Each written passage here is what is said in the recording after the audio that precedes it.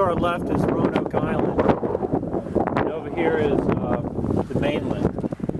We're on the southern of the two bridges. It's at least 2 miles from that side to this side. Right now we're in the middle of a nor'easter, and looks like about a foot and a half of chop.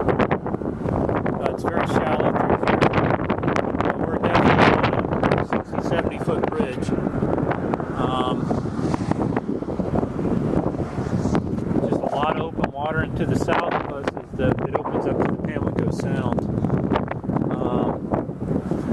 Take a picture of the northern bridge on the other side.